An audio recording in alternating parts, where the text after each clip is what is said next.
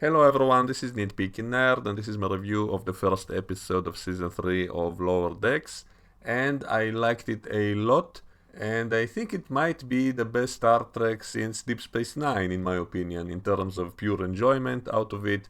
I think I enjoyed it more than I enjoyed Voyager and Enterprise and all the recent Star Trek shows. And I like how fun it is, how comedic it is, and I especially love all the attention to detail.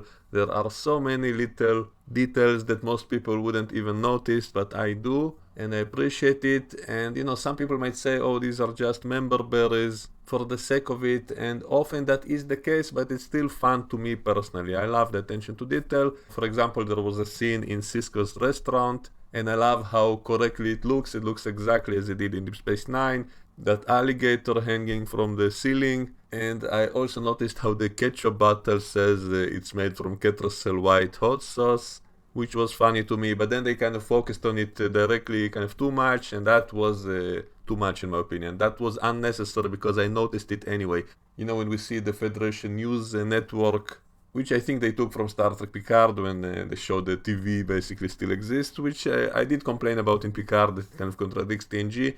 But I guess, how would people get the news? Would they only read it? Would they only watch 3D holograms of it? Why wouldn't people want to watch it in this format as well if they choose? And so I don't really have a big problem with that. But what I loved in the scene here is the small details. Like you can see in the bottom, it says that Admiral Jellicoe banned the Zebulon sisters from active duty on starships, and I think those were the twin sisters that we saw in Voyager, and it's nice to know that Jellicoe became an admiral, I guess. I wish they would show him at some point. The good thing about a cartoon is that you can bring back any actor who is still alive, and maybe not even still alive. You can use anyone's voice and bring back their characters, and so this has the potential to play with the entire Star Trek universe any way they want to. And another headline reads, Teens injured rushing stage at Sonic Lemon's concert.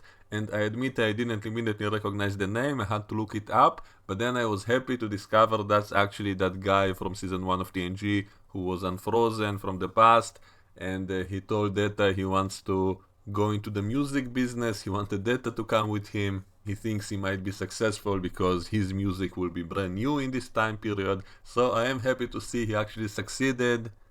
Also, it says a young Zagdorn became the Stratagema champion or something. So a lot of details from all the different Star Trek shows. Also, in the very end of the episode, when they showed the news service again, it said that a young kid finally solved Fermat's last theorem. And that is especially funny because I remember that scene from TNG when Picard was talking about how it never was solved even till the 24th century, and it actually was solved just a few years after that episode aired, so that scene didn't age well, and the fact they kind of acknowledged it in the scene saying that the young kid finally solved it, that was especially funny to me as well, because it wasn't just a member berry, but they were actually poking fun at the fact that that scene didn't age well, and yet still acknowledging it as canon. And so that was also an example of a good member berry, which is actually hilarious in my opinion. And they also upgraded the intro of the show every season. It looks a little bit different, and this time when we see that battle with the Borg, we also see the crystalline entity in that battle, so that's nice to know that there are still crystalline entities out there in the universe. I do wish the show would actually do stuff like that in the story, meaning not just as references, not just as member berries, but actually do something with it, do it in an actual story. That I think will be more satisfying. And also, I didn't like how modern it all is. Like, it's set in the future, and yet everything is like today, when the journalists are chasing the crew around and using, microphones like today and flashes of light in the camera. So it looks too modern, it doesn't look futuristic. And it's also a missed opportunity because why weren't the journalists wearing those stupid headsets that we saw in Star Trek Generations? And it was an opportunity to poke fun at that, and so I do think there were some missed opportunities. Also, when we see the Golden Gate Bridge and Michael Burnham, what's her name, Mariner is poking fun at it.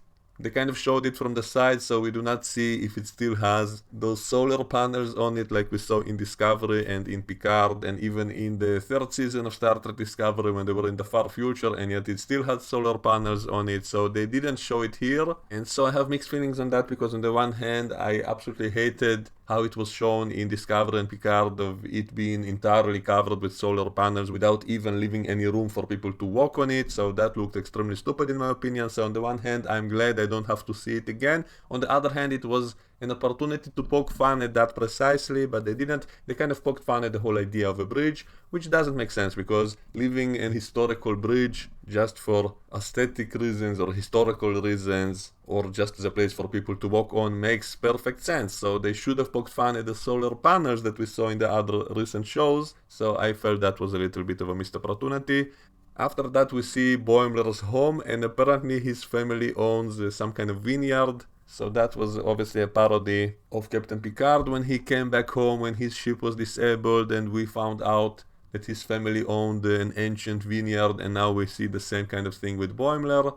And the joke here is that he has all these horny women working for him, and they all want him, and yet he's too nerdy to notice that. So I guess that was kind of funny.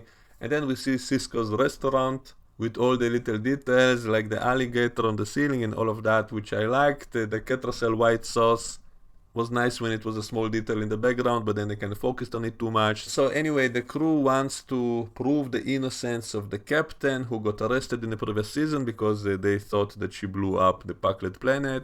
And they want to get to the Cerritos to get Boimler's logs because he kept such detailed records of everything that they think it will help prove the captain's innocence. And they go to some transporter museum or something, and we see those little wind power stations in the background, so I think that might have been a poke against Star Trek Strange New Worlds, which showed such power plants being on Earth, which also I poked fun at because again it doesn't make any sense in the far future when they have antimatter reactors and fusion reactors and stuff like that, which is basically clean energy. It makes all these environmental power stations of today absolutely ridiculous in comparison. So that's why I'm against those things in the recent Star Trek shows. It's not because I'm against these environmental issues of today. They do fit today, they just don't fit in the future in which they have much more advanced and cleaner and better energy supply, which would make all of this ridiculous. That's why I'm against it, because it doesn't make sense scientifically in the context of the far future of the show.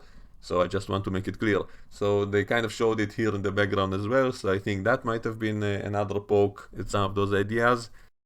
And then they discovered they cannot beam into space because there's some kind of swarm of life forms out in orbit, and so they cannot beam to the ship, and so they need to find another way to get there. And then they go to a certain theme park in Montana, in the site of the first contact with the Vulcans, which was all completely a parody of the First Contact movie, which is one of my favorite Star Trek movies, by the way. So I absolutely loved all the little references to that. Like we see the Vulcan ship, we see the statue of Cochrane. Now it makes the movie First Contact even funnier when we rewatch it, because now I think whenever they poked fun at that statue, they were actually thinking about this theme park. It wasn't that serious monument as they described it to Cochrane. It was actually some silly theme park ride which they were referring to, so that actually makes it funnier to rewatch that scene in First Contact.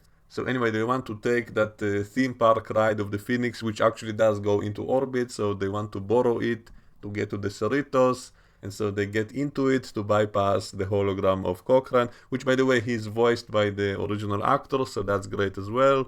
And so they steal the Phoenix to get to the Cerritos, and they accidentally took some guy with them who eventually goes off into space to explore space on his own, so that was funny. So they get into the Cerritos to get the logs, but then it turns out Boimler's logs are all extremely embarrassing because he adds all his personal details into it, so they don't want to go to court with it. So then Mariner wants to steal the entire ship. It also reminds me of Star Trek 3 when Kirk and his team stole the Enterprise, and there's even a scene of them crash landing into the shuttle bay. Also, when the shuttle was going through the force field of the shuttle bay, we see that the force field looks like it's made from hexagons, and that's something I poked fun at recently in the other Trek shows, because I think in season 4 of Discovery, they suddenly decided that all force fields should look like that, and then we see the same kind of force fields in Picard and in Star Trek Prodigy, and I remember saying that from now on, all Star Trek force fields will look like that everywhere in any time period, because they suddenly decided that's how it should look like, and we see it again here.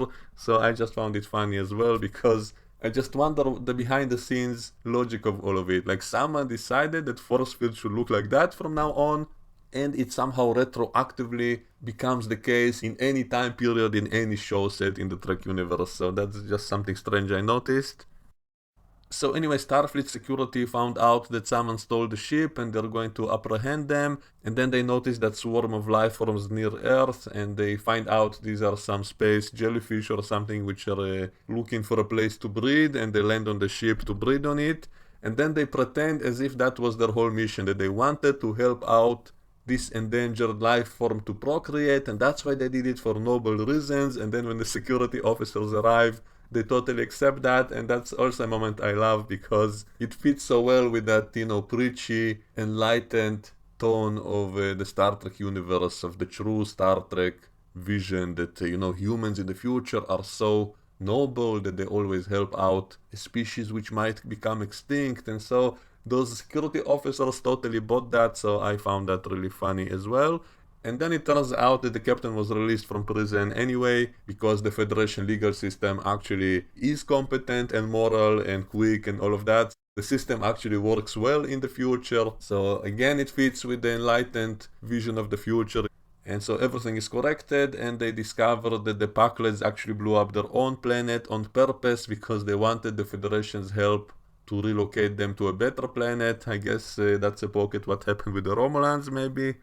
And we also see a cameo by Captain Bates from the Bozeman, who is played by Fraser. And there was a funny moment when they were thinking about knocking out that old transporter chief who was guarding the place, and Mariner was about to use the double fist technique to knock him out, but then she couldn't do it to him because he was such a cute old man. And then we find out that the Packlets actually blew up their own planet and tried to frame Starfleet for it because they wanted the Federation to help them relocate to a better planet. And I think the Bozeman was mentioned earlier in this episode, and now we see that captain. So anyway, the captain is cleared without their help, and now they have to clean up the cargo bay from those creatures which they helped to procreate them, and they're covered with their goo and all of that. So that's basically it. So the plot is not really that sophisticated, but it was still a very fun ride in my opinion. I enjoyed it, I thought it was funny. So I like this episode, that's all I have to say about it for now. Let me know what you think and we can discuss it in the comments below. And I will see you all next time. Bye bye.